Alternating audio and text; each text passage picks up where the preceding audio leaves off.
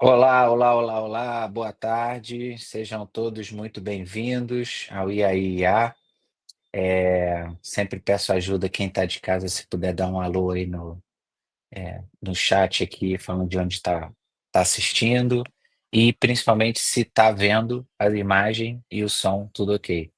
Eu vou dar só uma segunda checada aí, enquanto isso dá tempo do pessoal chegar. Deixa eu ver. LinkedIn, aqui. Deixa eu ver. Tá rolando. Beleza, maravilha. Estamos ao vivo e a cores, é, nesse papo aqui, que é um papo, eu brinco que esse é um papo de menos sobre verdades absolutas e muito mais sobre inconclusões. Então, a ideia é que a gente possa conversar, né?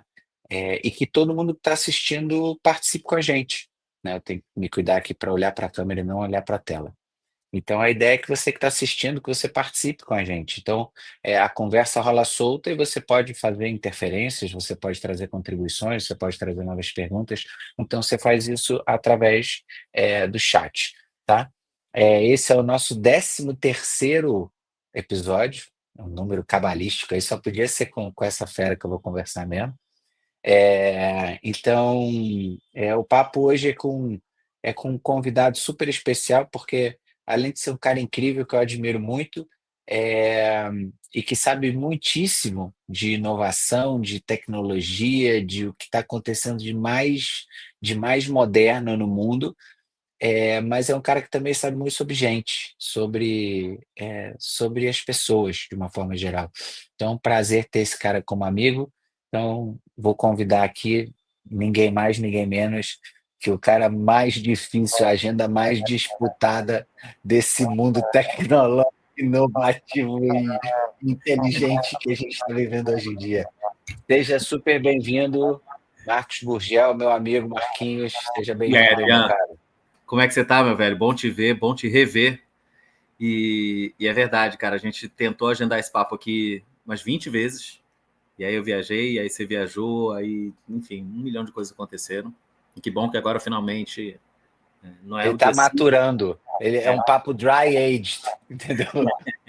Ele podia ter sido há 2 dias atrás, só para deixar ele ainda mais cabalístico, ele ter sido no dia 5/5/2025, né? Caraca, aí sim. Aí Aí, sim, ia ser bonito. aí Ia a estar gente falava tudo nada, lindo. deixava o número 5 estampado na tela, a gente meditava, chamava umas 3 pessoas, fazia 5 pessoas. Boa, boa, boa. Cara, eu já tenho o privilégio de conhecer essa fera aqui, mas as pessoas não têm. Então, quer dizer, muitos até têm, né? Porque são um cara famoso. Mas eu sempre peço para os convidados para que você me conte quem é o Marcos Gurgel, mas sem me contar o que você faz. Ou seja, eu estou Uhum. interessado em saber quem é a pessoa, quem é o ser humano aí por trás da capa, Marquinhos.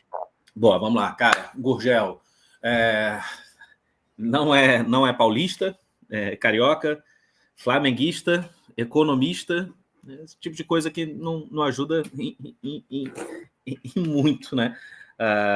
Mas se eu for tentar, não é estereotipar, mas tentar me definir num tweet, eu diria um cara completamente apaixonado pela área de criatividade e inovação, uma pessoa que tem um viés analítico que vem e carrega comigo desde a época de economia, depois de engenharia e tudo mais. Mas eu acho que você tocou ali, eu estava ouvindo um ponto que você comentou, essencialmente uma pessoa, cara, apaixonada por pessoas. E acho que nada isso aqui não estaria acontecendo se a gente não fosse, né, seres humanos que gostamos de trocar e tudo mais. Então, eu acredito muito em ciência, eu acredito muito em dado, eu acredito demais em tecnologia, mas o papel nosso, né, do ser humano nessa brincadeira toda, eu acho que ele é ímpar e ele é super importante.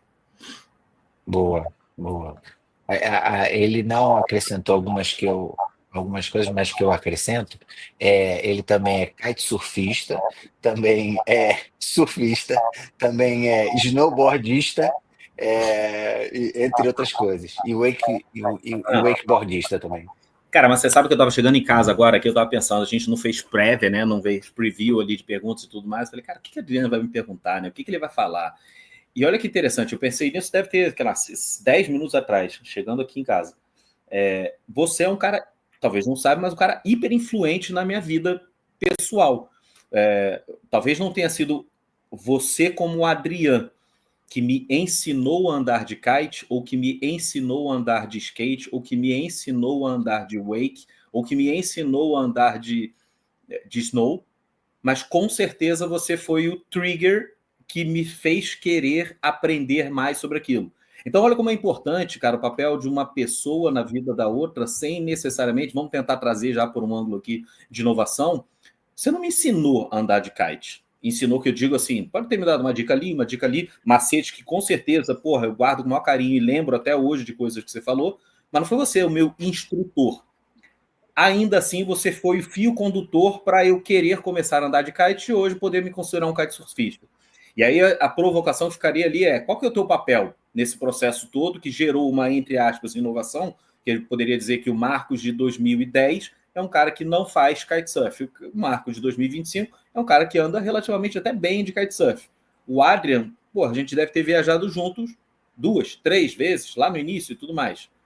Mas qual que é o papel do Adriano nisso aqui tudo? Né? Ele é o motor da inovação, ele foi o estopim, ele foi o, vamos colocar assim, o ídolo em cima do qual o Gurgel se mirava e por conta dele ter aquilo como exemplo, como inspiração, ele foi correndo atrás, fazendo aula, fazendo tudo, mas ele tinha um modelo a qual ser seguido.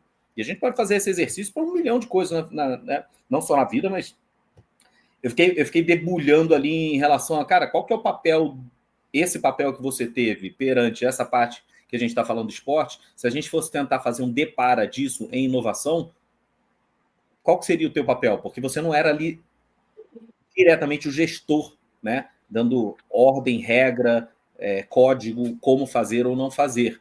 Mas, querendo ou não, talvez você tenha tido um papel aspiracional ali, entendeu? Aham. Cara, eu acho que tem muito a ver com, acho que tem muito a ver com estar aberto a colaborar, né? Ou Tá. seja, uma vez que você tem, e aí a gente pode dizer, ou seja, uma vez que está estabelecida uma conexão de confiança entre Sim. dois pontos, então a gente tinha isso, é quase que você está mais aberto a brincar com coisas se eu te convidar, e eu estou mais aberto a brincar com coisas se você me convidar. Perfeito. Então, como por acaso eu já brincava com aquilo, Uhum. então, e tinha o elo de confiança estabelecido, então você vem que embarca, né? Você fala, caraca, eu não conheço desse mundo, mas já que é ele que está ali como ponte, Eu vou é, experimentar, vou começar a surfar aquilo ali. eu vou usar, vou me permitir ousar, ir além do que eu queria.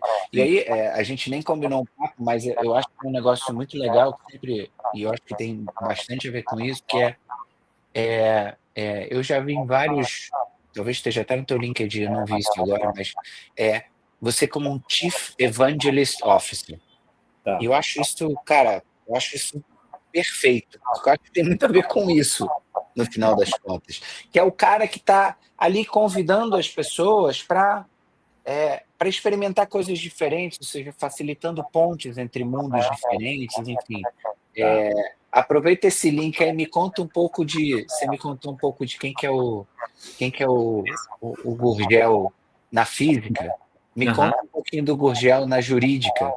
Tá. É, Manda Eu vou bala aí. começar, eu vou começar de trás para frente, dado que você pegou esse gancho aqui do Chief Evangelist, né? Se você cunhar ou pegar, efetivamente tentar destrinchar um pouco dessa questão da evangelização, isso tudo nasce com o Guy Kawasaki lá na Apple, foi o primeiro Chief Evangelist da Apple, é o cara que cunhou, não sei nem qual aparelho de celular você tem hoje, mas se você pegar, fizer uma experiência numa mesa de bar, num restaurante com amigos teus, e virar com certeza uma probe gigante que numa mesa de bar alguém vai estar usando o Apple, oferece para esse cara trocar o Apple dele por um Android, por um Samsung, por metade do preço. 80% para 90% da probe do cara falar não, né? E o Guy Kawasaki está muito por trás dessa, quase que é um irracional racional de você criar efetivamente culto em torno da marca, normalmente marca de tecnologia, né? Quando você traz isso para a realidade, ele começou a fazer isso há muitos anos atrás, hoje ele é o presidente, former CEO e ainda se considera Chief Evangelist da Canva. você pega efetivamente o papel dele, eu não gosto de abusar do lado aqui, talvez um pouco mais bíblico da coisa, mas efetivamente o papel do evangelista é levar a boa nova, né? Se a gente fosse trazer aqui um pouco do contexto quase que religioso da coisa.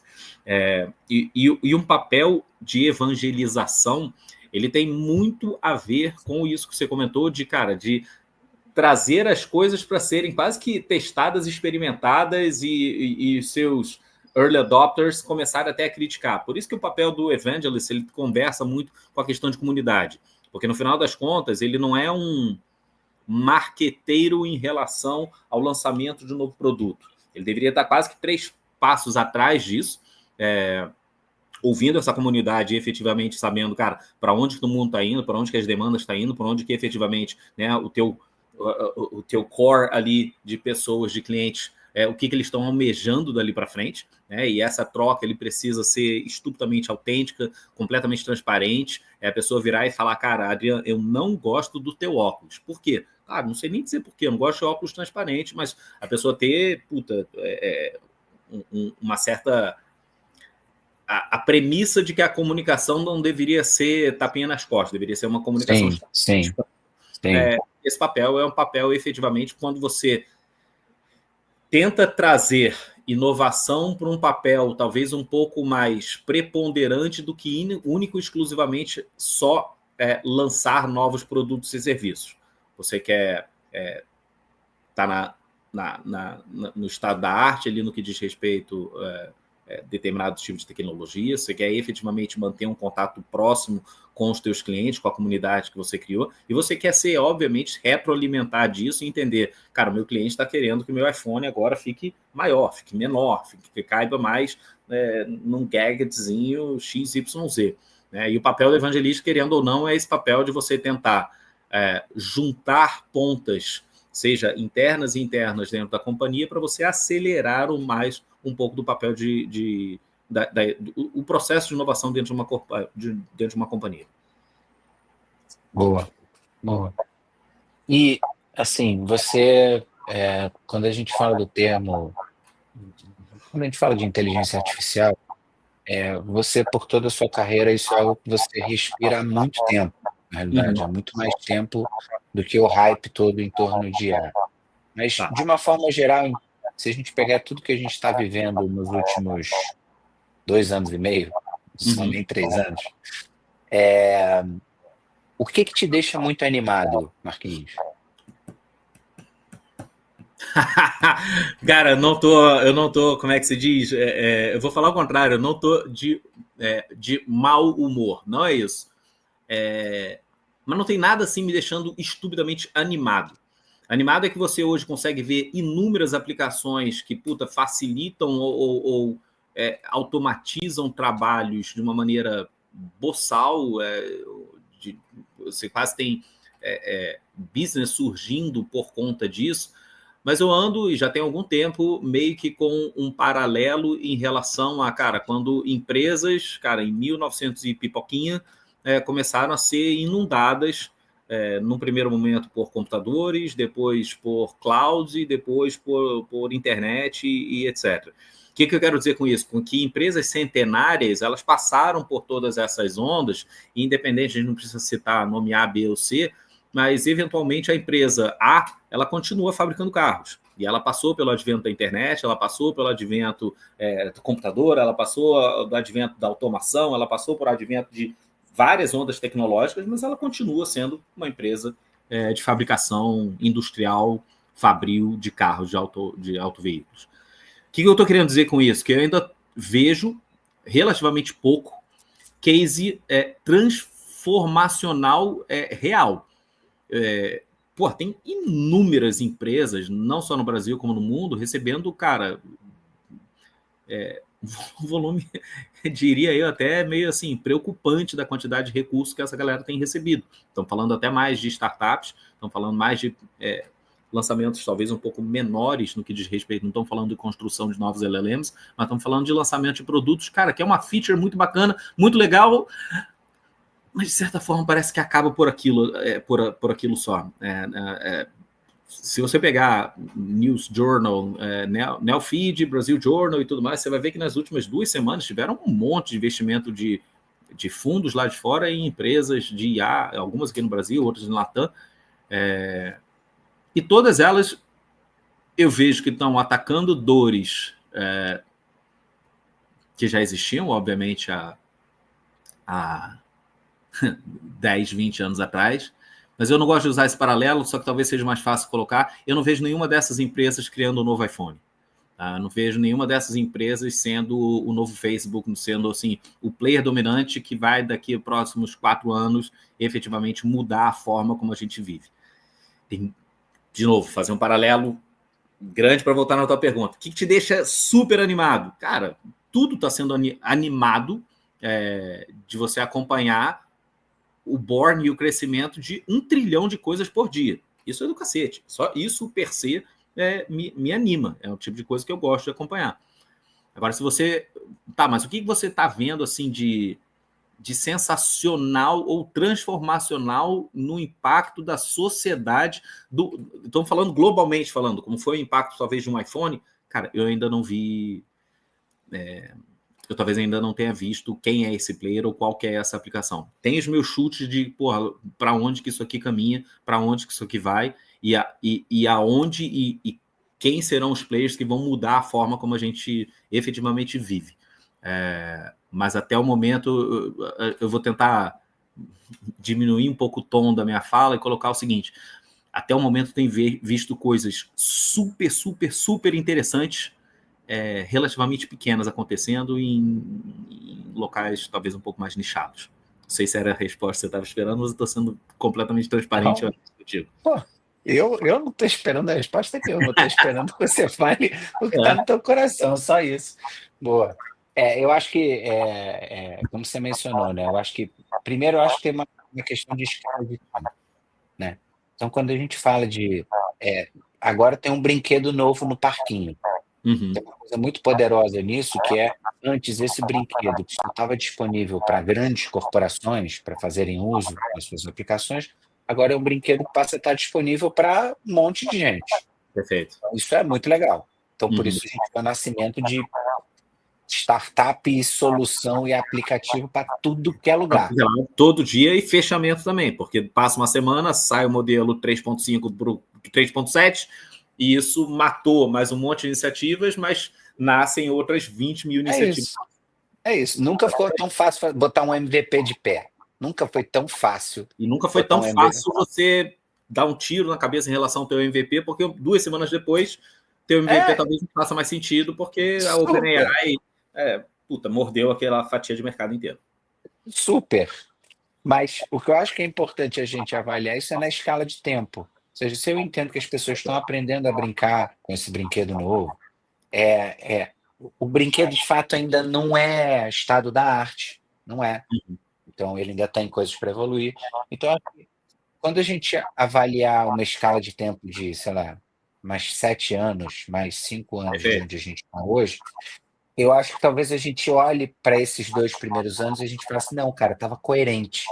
Aquela evolução com o que tinha disponível, enfim. Mas eu concordo contigo, Adriano, mas assim, acho que o ponto aqui, um pouco da minha... um pouco do que eu venho fazendo até nos últimos meses, vou falar da maneira mais transparente possível, é apagar ou abaixar um pouco do hype exacerbado em relação a tudo, tá? E não estou falando só particularmente de IA, não, mas de inovação, de open innovation, do que for, e tentar meio que tirar a fantasia, sabe, do negócio, meio que tentar tirar o negócio, que é a grande verdade hoje em dia, que você pega e se você abrir qualquer aplicativo de social media hoje, vai ter material raso, barato e com um baixo incentivo a você se aprofundar efetivamente a conhecer aquilo. Resumo da obra, o que a gente está falando é que hoje a gente estuda pouco, tem pouco dado, efetivamente vai pouco profundo em determinados assuntos e, de certa forma, tenta apregoar que já domina aquilo. Cara, a verdade é que as pessoas que eu hoje tenho contato, que eu posso falar, cara, essas pessoas são muito feras em AI, são pessoas extremamente deep tech, são pessoas extremamente profundas no que diz respeito, cara, a parte técnica da coisa.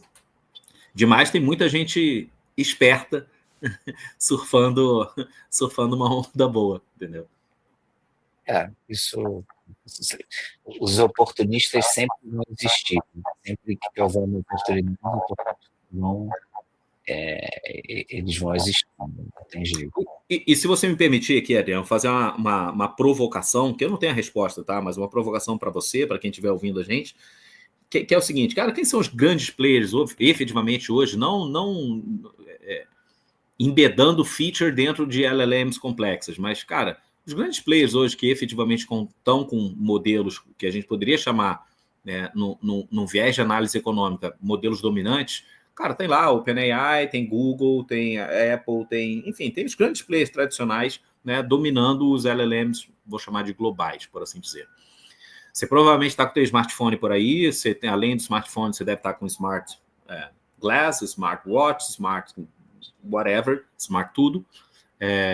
E essas tecnologias com certeza vão ser embedadas em 100% dos teus devices, dos teus hardwares, num horizonte muito curto de tempo. A gente está falando de antes de 2030, você tem AI em praticamente 100% das coisas que estão ali em contato contigo o tempo todo. Mas aí a provocação, na verdade, é a seguinte, cara. Pensa num ciclo econômico onde dados e contato com o cliente nos últimos 10 anos ainda sempre foi o grande ouro, né? Você ter um aplicativo que, tem 50 milhões de CPFs ali dentro, que faz uma compra com recorrência 2, 3, 4, 5 vezes por mês, e você ter tecnologia e os dados em relação a tudo que transita ali dentro, aquilo ali sempre foi extremamente rico e vai continuar sendo. A provocação que eu faço hoje você tem dados aqui, lá no fundo, tem uma LLM complexa aqui embaixo, vamos usar apenas a título de exemplo uma Gemini, vamos usar a Gemini acontecendo aqui, e aplicações sendo plugadas quase que no front-end, vamos colocar dessa forma, quase que aqui no nosso dia a dia, para o Adriano, para o Gurgel e por aí vai. O que provavelmente eu vejo que vai acontecer é uma inversão disso, né? E a partir do momento que você tiver a LLM como front, você vai ter uma mudança radical na forma como você consome serviços de uma maneira geral.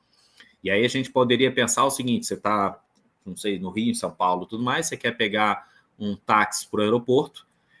Hoje, como é que a Adriana faz? Você abre o Uber, você abre, sei lá, o Cabify, você abre o 99 Táxi, você abre 3, 4, 5 aplicativos, né? Dá uma olhada, compara preço super rápido, escolhe aquele que é mais cômodo, barato, tem alguma particularidade de você escolher aquilo, mas você abriu o teu celular, você gerou pseudo leads em 4 ou 5 aplicativos de que você iria ou ia utilizar aquele aplicativo, ou aquela tecnologia, e eventualmente escolher uma. 2028, vou dar meu chute aqui, talvez um pouquinho mais tarde, mas eu chutaria que em 2028 o que vai acontecer é que você vai pegar o teu celular, independente de qual modelo, e você vai falar para ele algo do gênero, cara, eu preciso de um táxi para o aeroporto agora. E acabou. O que a LLM, que agora passou a ser front, vai fazer é encontrar os melhores caminhos para você achar o táxi, achar o Uber, achar o Cabify, achar o whatever, e vai fazer isso. E aí a gente está falando aqui de algo que é relativamente pequeno para a gente, como um usuário, mas muda completamente a dinâmica de para onde que aquela LLM jogou a tua order. Ou seja, ela jogou para o 99 Táxi ou jogou aquilo ali para o Uber. Poderíamos ir mais além. Ela passou os teus dados efetivamente ou ela só passou uma cripto ali, falando assim, eu tenho um usuário criptografado aqui que precisa ir de Botafogo para Santos Dumont agora nesse minuto pagando R$49, mas não tem acesso ao teu cartão, aos teus gastos. A gente está falando de uma outra dinâmica de empresas para com dados e ou contato com pessoas completamente diferente. A gente está eventualmente falando de você ter um device na tua mão que vai saber absolutamente tudo da tua vida e não 25 apps que talvez hoje conglomerados saibam tudo da tua vida. Não, eu tô super contigo. Eu acho que eu só discordo no ano. Eu não acho que é 2028. Eu acho que é um pouco antes, na verdade. Cara, porque, cara, você tem humanos AI aí. São ferramentas que já têm a capacidade de de analisar um website e usar um website em teu nome, como se fosse Uhum. você, etc e tal. Então, para isso virar uma feature, obrigatória quase, em todos os e-commerce que a gente vê por aí, ou seja, que eles Uhum. estarem aptos a interagirem com IAs, isso é um pulo, velho, um pulo. Mas eu brinco sempre nos papos que até há pouco tempo atrás, as únicas pessoas que tinham assistentes incríveis eram o Homem de Ferro e o Batman. Então agora não, agora todo mundo vai ter. Todo mundo vai ter um que te conhece super bem e que você só demanda e ele executa, né? Perfeito. É isso que você está falando. E eu tenho as minhas. Aí volta para a tua pergunta ali, para a tua palavra, foi ótimo. O que te deixa animado? Eu não sei se isso me deixa animado. Entendeu? Isso é muito. Como é que é o nome lá do filme do George Orwell, lá, o 1984? Aham, aham. Isso é muito Senhor dos Anéis, sabe? One ring to rule them all. Isso aí é muito. Não sei. Um lado da cabeça economista começa a me provocar a cada dia que passa em excesso de concentração de poder na mão de, eventualmente, poucos players. Entendeu? Vai ser. Não. Não, acho que é um bom ponto, mas eu fico pensando o seguinte: o que você descreveu, a Uhum. primeiro, é um agente que te conhece. E esse Perfeito. agente que te conhece, ele faz uso do mundo digital em seu nome. Uhum. Ponto. Então, de cara, ele te livra. De que ele te livra, obrigatoriamente? Do transacional. A gente tem um volume de transacional que é estúpido. É Essa estúpido. parte é o. E desculpa as ridicularizações aqui, tá? Mas como você Não, falou que é para brinca. provocar, vamos provocar. Isso, para mim, é o pão ali do pão e circo romano. Cara, é tão melhor fazer dessa forma que você está falando, porque é tão seamless e não tem nenhum friction, cara, que você aceita. Você fala, cara, tá muito legal isso aqui. E se você dá um zoom out, você fala assim, caralho, Adriano, você está sendo escravizado, cara, por uma coisa que puta, tá assim, jogando o dia inteiro ali contigo. Pô, mas é tão bom, brother, eu não tenho mais que entrar em 10 aplicativos. Eu viro agora pro meu negócio e falo o seguinte, cara, me leva pra praia que tiver a melhor condição de vento amanhã. Pô, ele vai entrar no Indiguru, vai fazer isso, vai entrar naquilo, vai reservar o hotel, vai fazer tudo. E perde essa parte transacional chata que você está falando e deixa tudo mais seamless. Pergunta para você cara, será que eventualmente era a praia que você gostaria de ir? Será que você vai perder um pouco do perfil Explorer, de chegar de carro lá na região dos lagos e falar, cara, deixa eu dar um confere em Arubinha, deixa eu dar um confere na Praia do Forte, deixa eu dar um confere. E até que ponto, acho que a minha provocação vai mais nessa linha de até que ponto esse tão good and seamless vai ser a experiência que talvez comece a te tolir coisas que você, Uhum. sei lá, Você abre mão do acaso. é Você isso. abre mão do acaso. É Você isso. abre mão do acaso. Do improvável. Eu não lembro os números de cabeça, mas o teu filho está com quantos anos? 15. Porra, E a não, Nina com 4. cara, não, esquece o exemplo, porque eu estava pensando assim, cara, que é super criancinho. Mas pega É. depois, dá uma pesquisa. Por exemplo, a palavra rebelde, rebeldia, está sumindo nos Aham, Estados Unidos. A palavra é efetivamente rebelde, né? aham, E pode ser que a Nina, quando ela se alfabetize, ela nem saiba o que é rebelde. Por quê? aham. Porque existe já um controle do tipo de termos que você quer ou não quer que seja outputado ali no que você vai ler, e rebelde não é uma coisa que as LLMs querem que você leia. Por quê? Porque ela não quer que você seja rebelde, ela quer que você seja, cara, dócil, fácil de dominar e talvez se dê por suficiente ganhando aquele pão que a gente falou lá do pão e circo, de cara, olha como a tua experiência agora sendo tão pouco friction, ela não é tão legal. E você fica assim, caralho. Não sei, Brad. Eu prefiro o Adriano, por exemplo, muito mais rebelde. Eu prefiro o Adriano muito mais, sabe, controverso. Eu prefiro ter pessoas que estão indo contra o sistema. Não estou chamando de sistema para ser do contra, não, mas dar o zoom out da massa para. E não é falar, pô, sou do contra, tá indo todo mundo para a direita, eu vou para a esquerda. Não tem nada a ver com isso. Mas minimamente uma análise, talvez um pouco mais pessoal, fria e radical de que, cara, é para lá sim e eu estou indo consciente para lá. Para mim, o maior problema de tudo que a gente discutiu aqui nos últimos 10 minutos, 20 minutos, é o teu grau de inconsciência somado à ação. Então, quando você começa a agir de uma maneira inconsciente, isso me preocupa, isso me desanima, isso me leva a um... Será que estamos no caminho correto?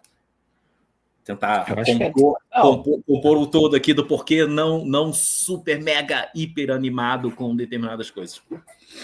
Não, e esse foi um tema, inclusive, que a gente conversou com vários dos convidados, que é a questão a importância, primeiro, entender que é uma nova tecnologia, entender que é importante que a gente se integre com ela para que a gente possa fazer bom uso dela, mas que é muito importante que a gente mantenha o crivo. Ou seja, abrir mão do crivo, eu acho que é isso que é muito preocupante, que é, não, cara, eu tenho uma LLM que resolve a minha vida por mim. No final das contas, eu falei para ela, eu estou precisando de umas férias. E quem escolheu o destino? Ela. Porra, caraca, como assim, velho? Não, mas ela me conhece super bem, ela sempre dá boas. Mas, caraca,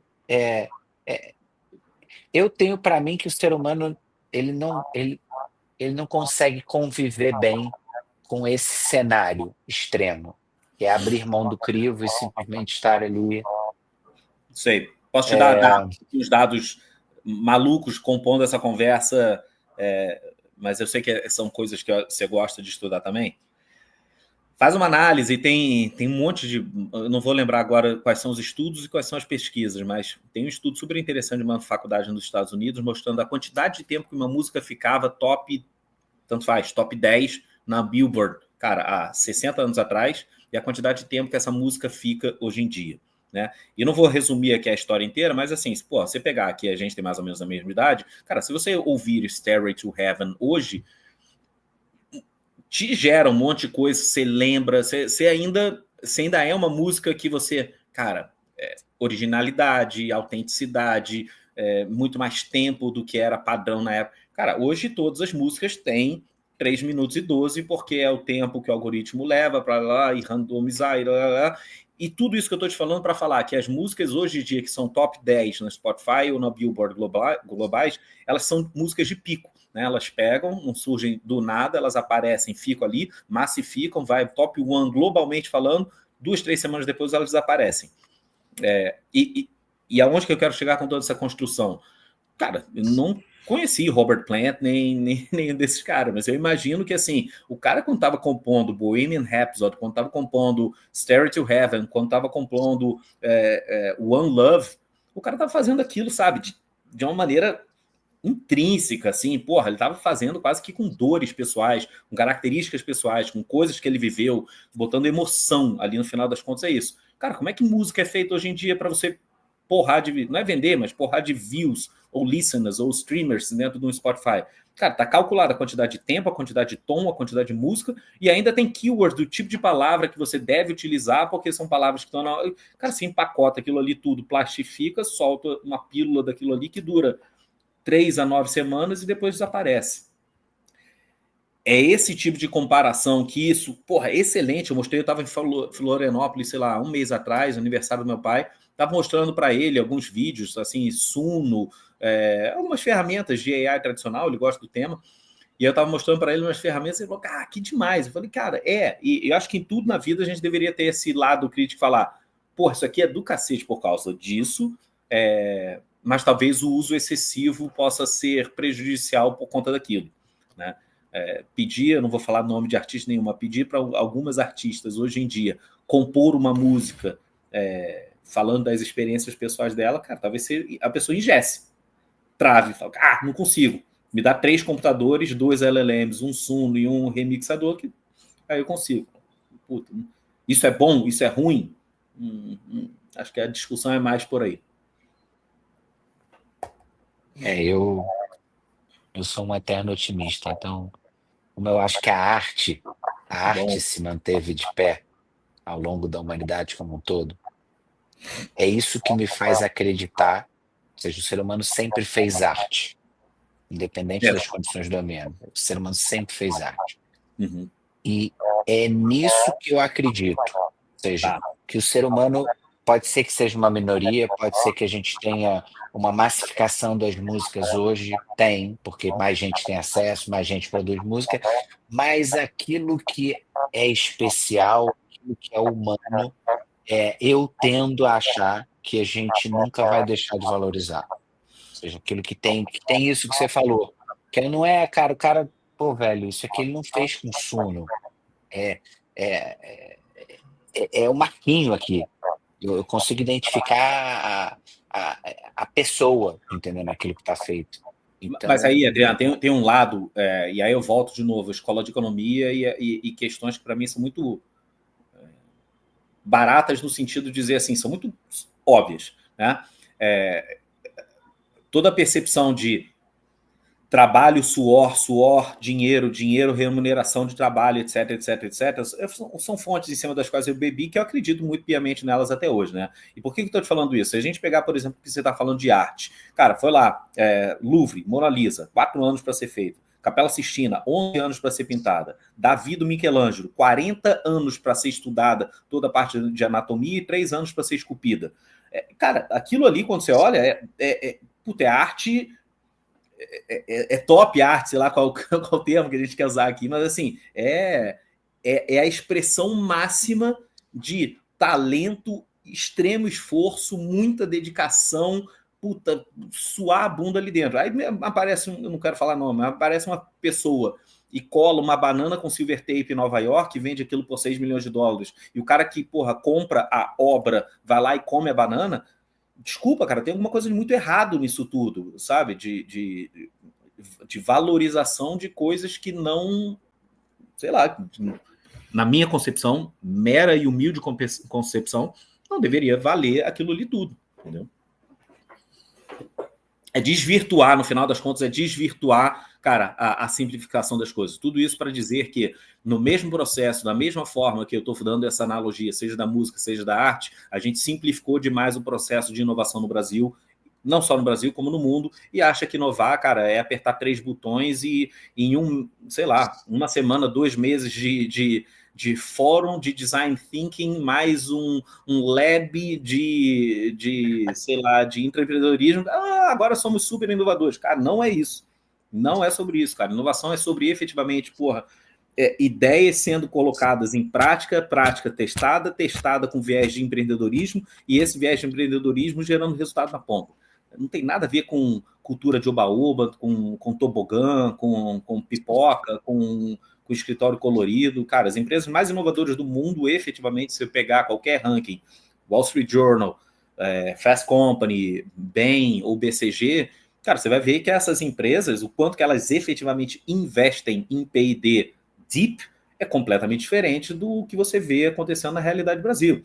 E aí a preocupação, de novo, um tom super amargo hoje do dia, mas não é isso. Mas você pensar que, pô, como é que você quer competir com um cara que está botando 40 bi de investimento e você está brincando de hackathon, e você está brincando de pílulas de inovação para a gente florescer a cultura.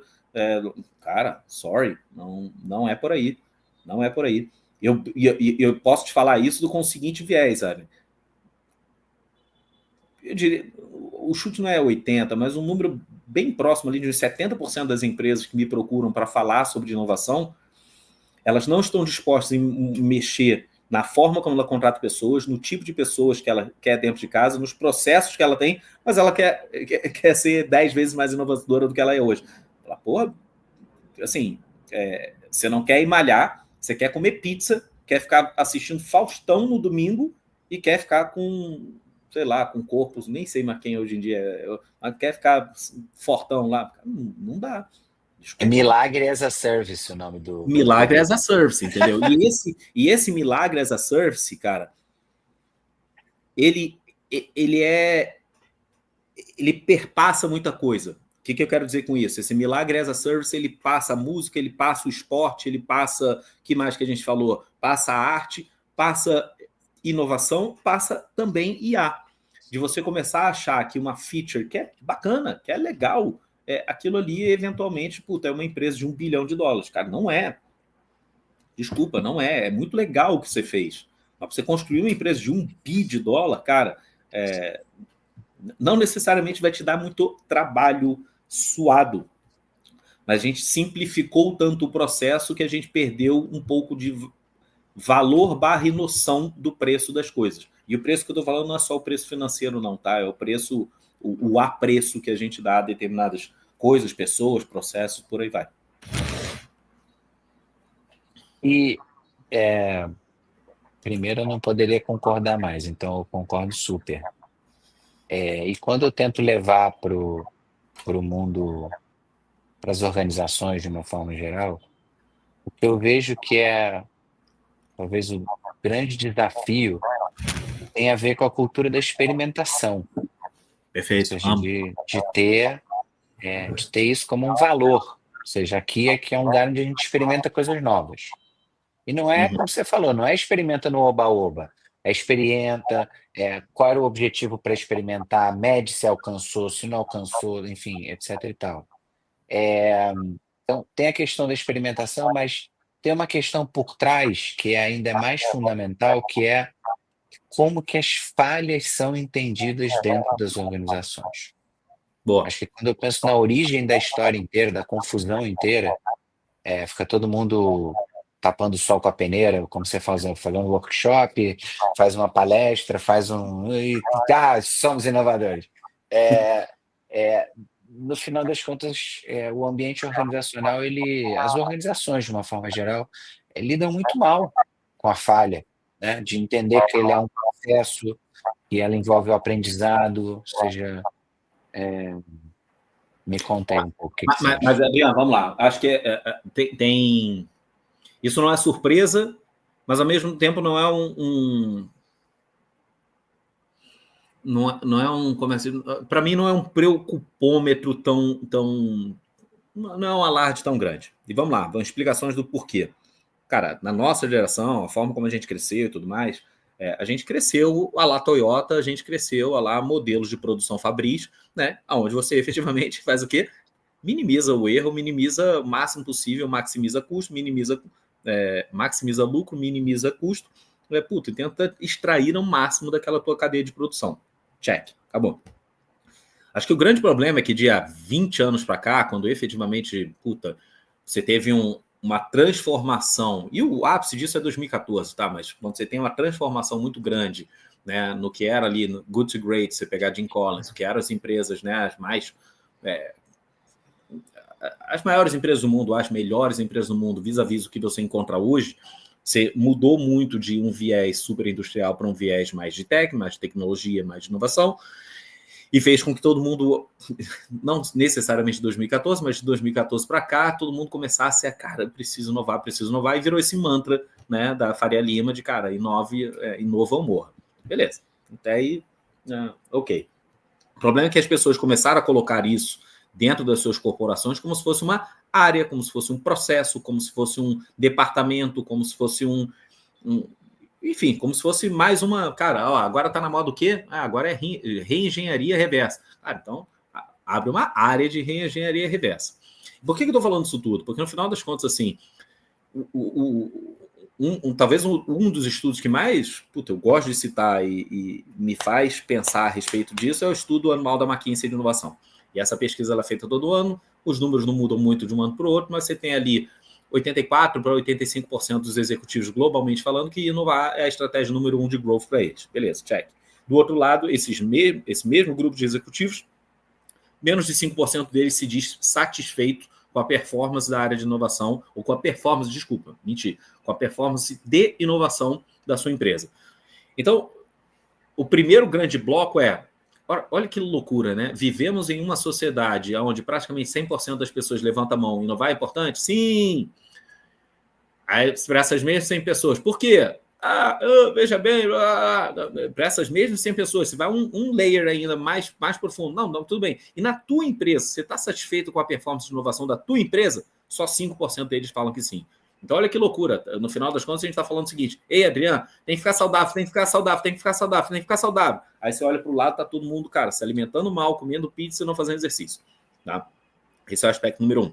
O aspecto número 2 é porque nos últimos 10, 15, 20 anos, a gente efetivamente tratou inovação como se trata uma área de suprimentos, por assim dizer. Né? Onde você, cara, tem um time relativamente enxuto, tentando mover a companhia como um todo, tentando fazer o que você estava falando da experimentação, mas você faz a gestão disso, uma gestão muito parecida com você faz a área de suprimentos. Cara, meta para o ano que vem. Cara, os KPIs são esses, você aumenta a receita, diminui custo, otimiza isso aqui ao máximo possível e, dentro do possível, cara, não arrisque demais, não experimente demais, tenta fazer aquilo ali como se fosse quase uma caixinha funcionando.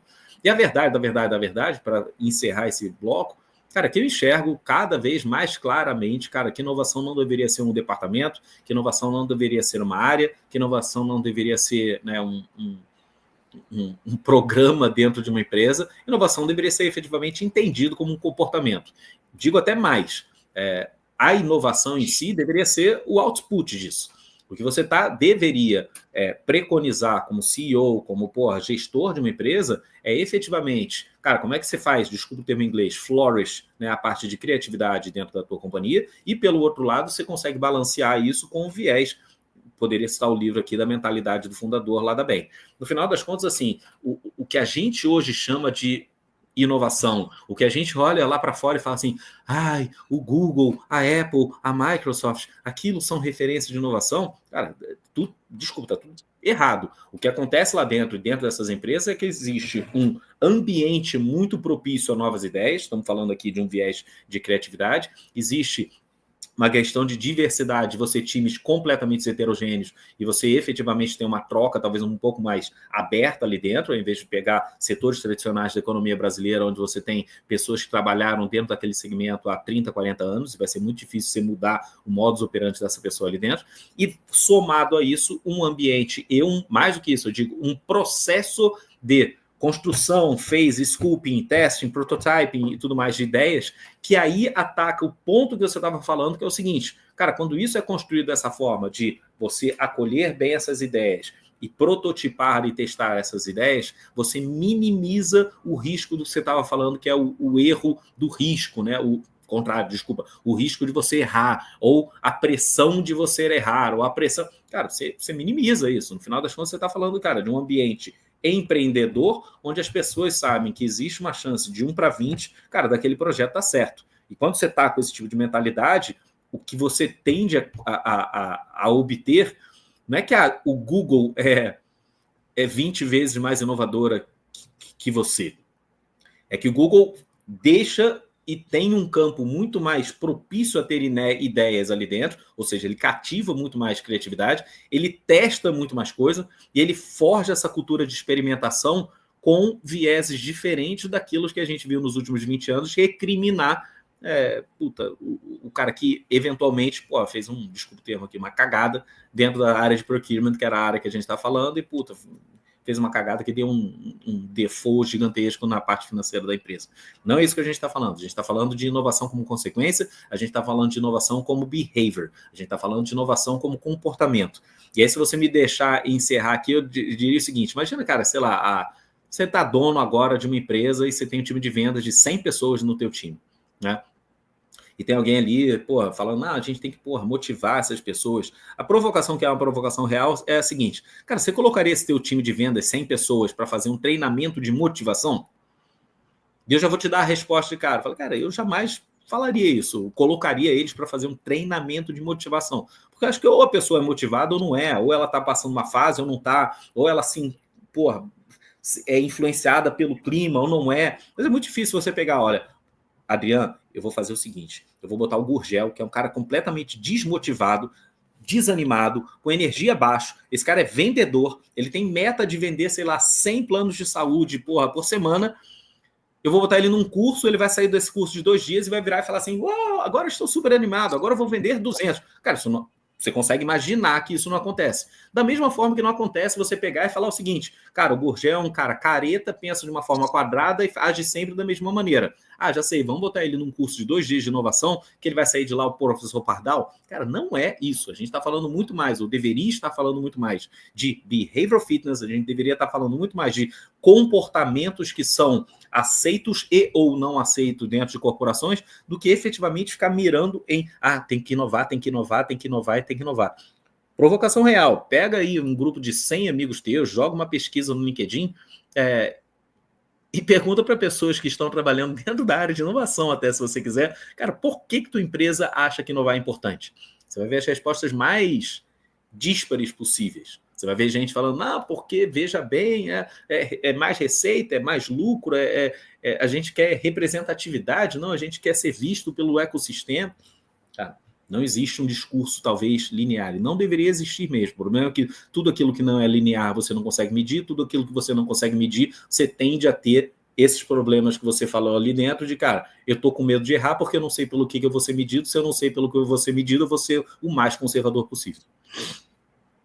Eu acho que, até complementando aí, que no final das contas, tem uma incoerência muito grande entre o discurso e os valores na prática, né? Eu te peço para ser inovador, mas quando você traz uma nova ideia, eu te pergunto qual é o benchmark para aquela ideia.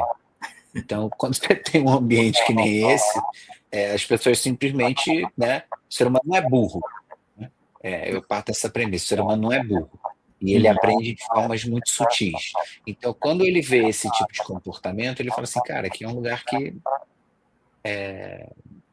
não funciona. Não vou. Não vou me arriscar. Para quê? Entendeu? Não adianta nada. Então, eu acho que tem um grande desafio nessa história, que é para as empresas, que é como abrir mão de parte do controle. Porque a partir do momento que eu incito um valor nas pessoas, eu tenho que dar autonomia para que as pessoas exerçam esse valor. Eu tenho que dar autonomia e eu acho que você tem que partir de uma premissa ainda mais fundamental, que é o seguinte, cara, eu confio que o Marcos Gurgel é um cara responsável. Eu realmente confio nisso. Então eu dou autonomia para que ele possa exercer esse valor. Porque se eu não confiar, cara, isso é um inferno para as empresas. Então, antes eu tinha uma área de inovação que eu precisava controlar os projetos. Agora você está me dizendo que os meus 2.500 colaboradores podem ser fontes possíveis de inovação. Cara, fudeu, né? Onde o controle predomina, esse tipo de situação, você fala assim, cara, você está maluco, velho. Agora tem 2.500 tartarugas para eu perseguir? Não dá. É muito KPI para acompanhar. Então é melhor, né? É melhor o discurso de domando. É uma inovação peronomútil. Pô, pero não nada, né? Cara, e o pior de tudo é que as pessoas, eu tenho para mim, que as pessoas se dão conta dessas incoerências. Tá. O colaborador, de uma forma geral, ele se dá conta dessa incoerência. Cara, você pede para eu ser inovador, mas você me pede um benchmark. Tipo, cara tem que ser burro para não se dar conta de um negócio desse. Então, isso cria um local onde precisa muito treinamento motivacional. Mas tem um ponto aqui, Adriano, que é o seguinte, e por isso da tua pergunta do que te anima e não tem nada, não é que não tem nada, mas tem poucas coisas me deixando extremamente excited, animado com o que está acontecendo no mundo, particularmente a gente falando ali de IA, é que acho que aconteceram duas coisas erradas, né, historicamente falando. Primeiro, a maneira como a gente enxerga o tema chamado criatividade dentro das corporações, cara, é bem diferente da maneira como os Estados Unidos enxerga isso. E não quero ficar fazendo assim comparação de eles são bons e nós somos ruins. Mas, cara, se eu fecho o olho, imagina uma sala, cara, executivos, consultoria externa, doesn't matter, falando sobre temas de criatividade. O que te vem na tua cabeça? Cara, normalmente vem, árvore, jardim, abraçar, felicidade. Vamos, tem um dia que no escritório todo mundo vem descalço, tem um dia que todo mundo vem fantasiado de Batman, tem um dia que vamos comer chocolate, hoje é o dia da pipoca. Virou um negócio meio assim, criatividade é ser lúdico e meio alternativozinho maluco dentro de uma corporação séria. Beleza. Encapsula isso aqui em um entendimento super raso, grosseiro e talvez errôneo em relação à criatividade. Segundo ponto, pensa, em todas as empresas que você já passou, que você teve contato, cara, o que era visto como, vamos incentivar o empreendedorismo dentro da empresa. Cara, eu fecho o olho, em um segundo me vem assim, 1 trilhão de programas de intraempreendedorismo, onde normalmente quem está participando é assim, trainee, estagiário ou uma base bem básica da pirâmide hierárquica. E sem nenhum problema em relação a isso. O grande ponto é que se você pega um working backwards da vida, pega os cases efetivamente da Amazon, pega os cases que a gente considera como os cases, isso aqui é a bíblia de inovação.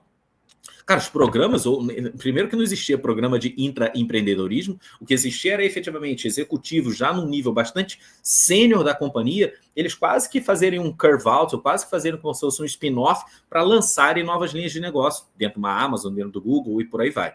Né? Então, assim, quando você pega assim, conceitos de...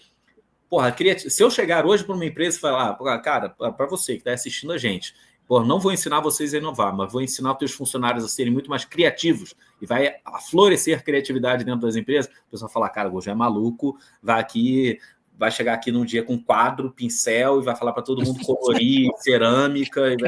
Beleza. Corta o filme e fala assim, não, o Gurgel vai vir aqui e vai ensinar a gente a ser mais empreendedor. Aí, vai vir aqui aqueles negócios de hackathon, de ideias e não sei o que vira tudo, um monte de fumaça, ganha um preminho, tira foto, põe no LinkedIn, mas não, gerou negócio nenhum.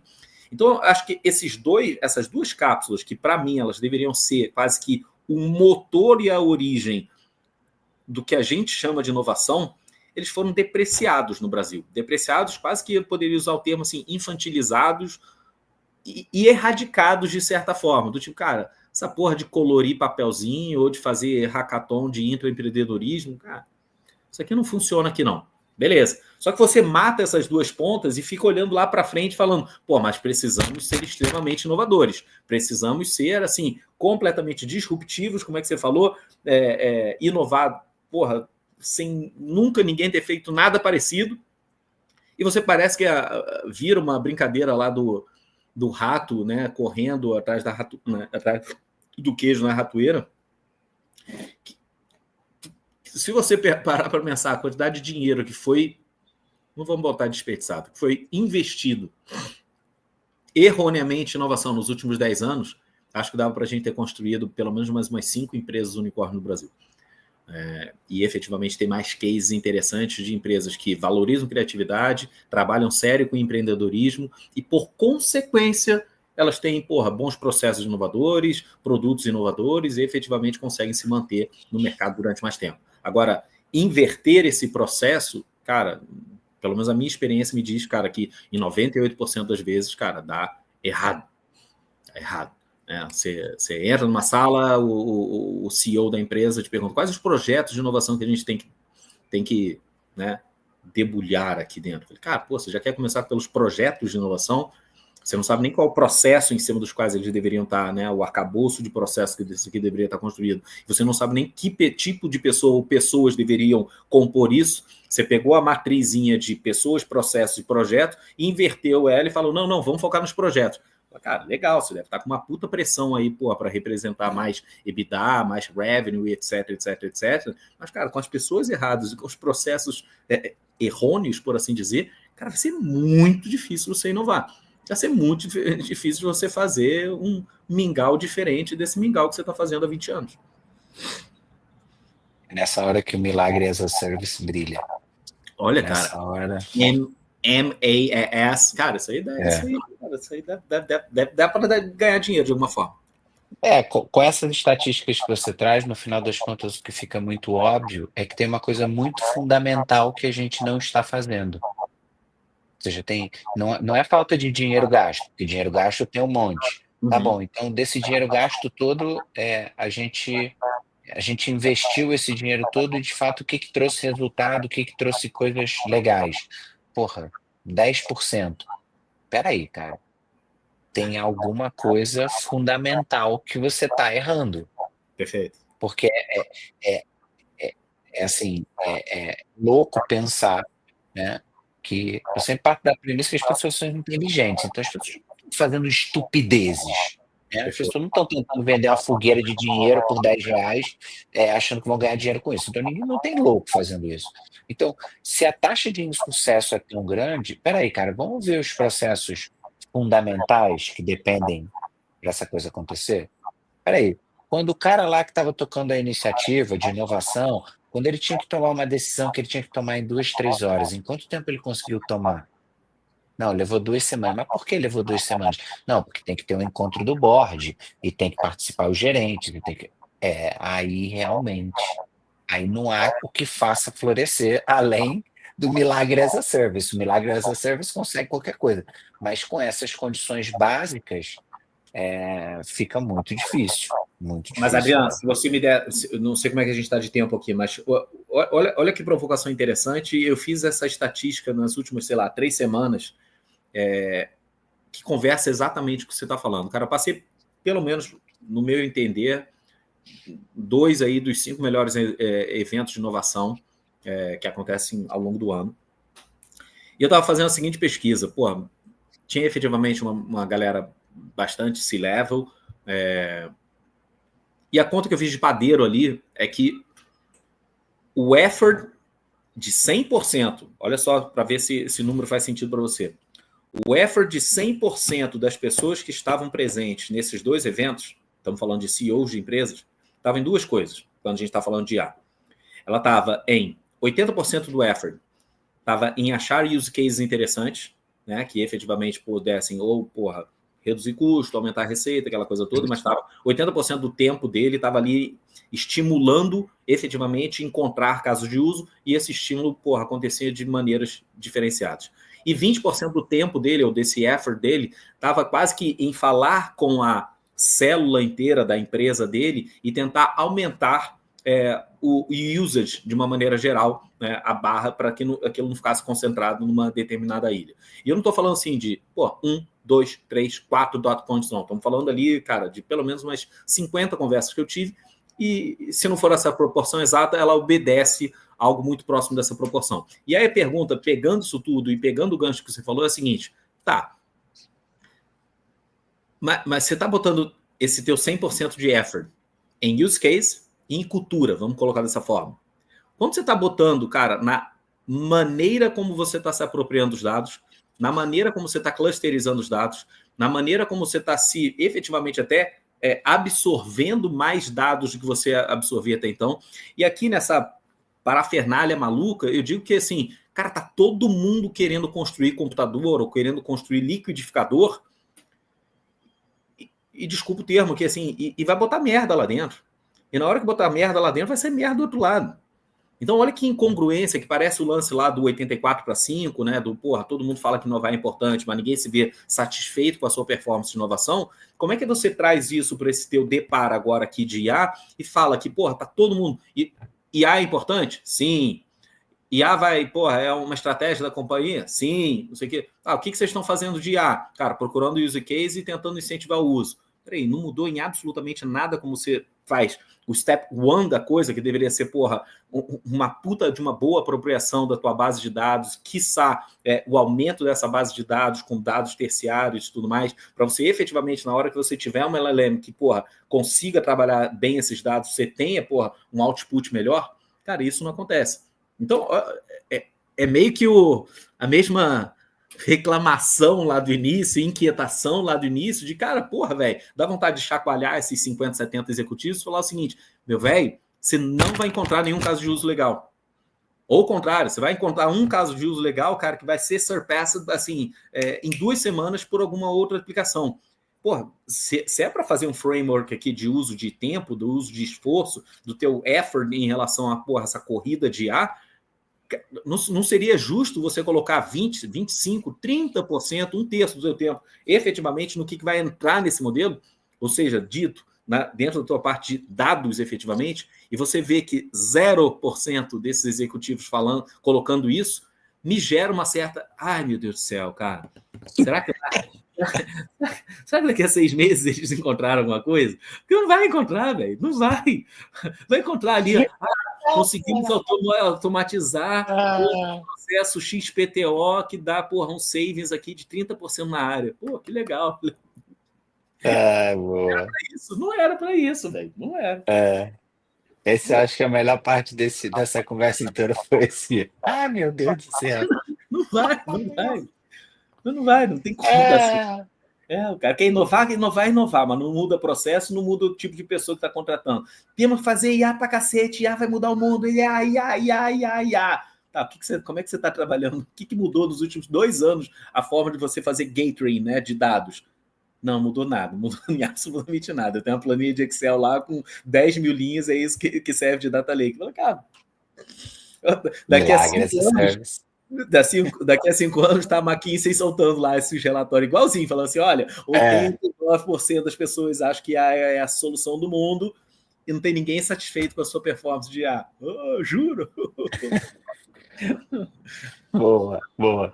Cara, a gente está caminhando aqui para o final. Eu queria fazer uma pergunta que eu fiz para todo mundo, então eu não queria te deixar de fora dessa, que é, imaginando o cenário onde a gente tem uma IA com uma curva de evolução, como a gente tem hoje, a gente chega numa tal de uma AGI da vida.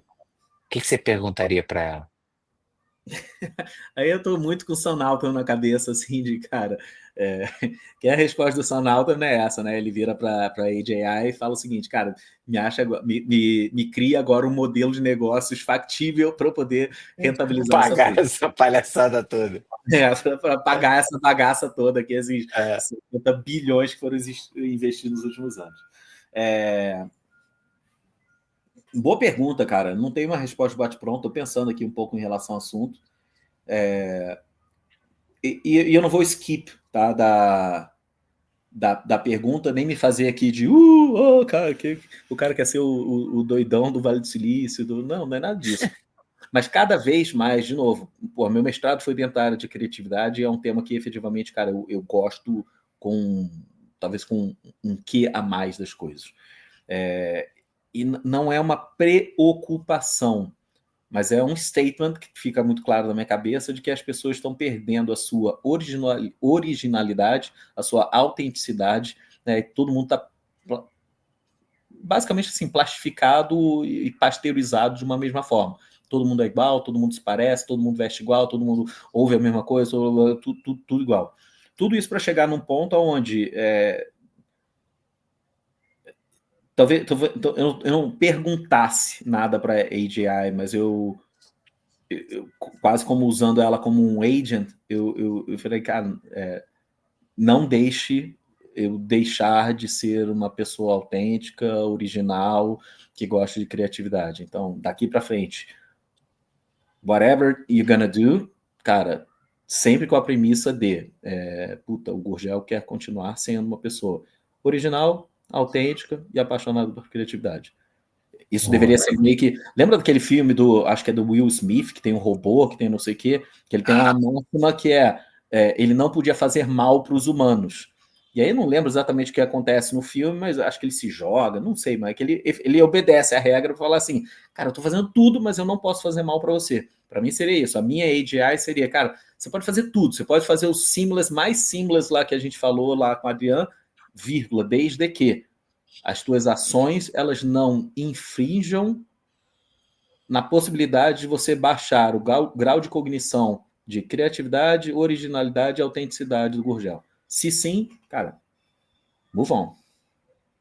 Boa. Gostei. Tá bom. Tá bom. Acho que é justo. Acho que é justo.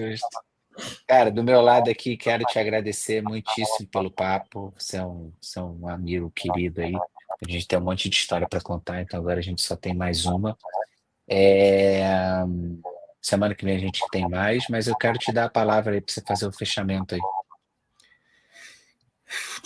Cara, acho que não tem que fechar. Primeiro é isso, não tem que fechar, porque, pô, isso aqui deveria ser a ideia e o intuito é que seja um papo aberto, até mesmo no sentido de, puta, reverberar e ter continuidade, de pegar, puta, uma pessoa que te ouve, interagir comigo, me mandar uma pergunta e isso continuar. Acho que isso é importante.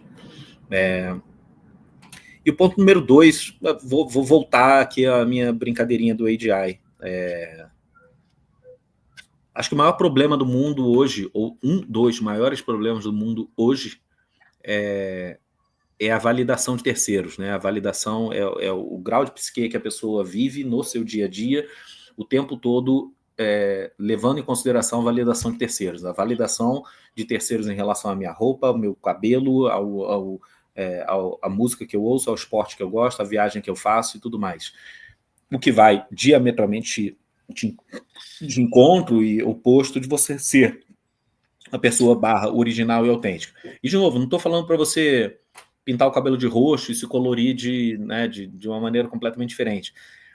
Trazendo talvez um pouco menos aqui para um lado social humano e mais de negócios, eu acho que toda vez que você tem uma convicção muito forte, que você sabe, que você quer, que tem uma força ali talvez um pouco maior, falando, cara, faça tal coisa, não seja cagão, faça.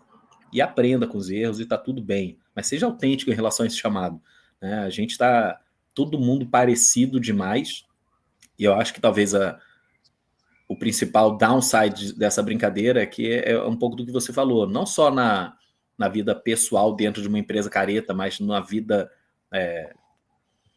pessoal fora, no CPF, as pessoas estão arriscando pouco.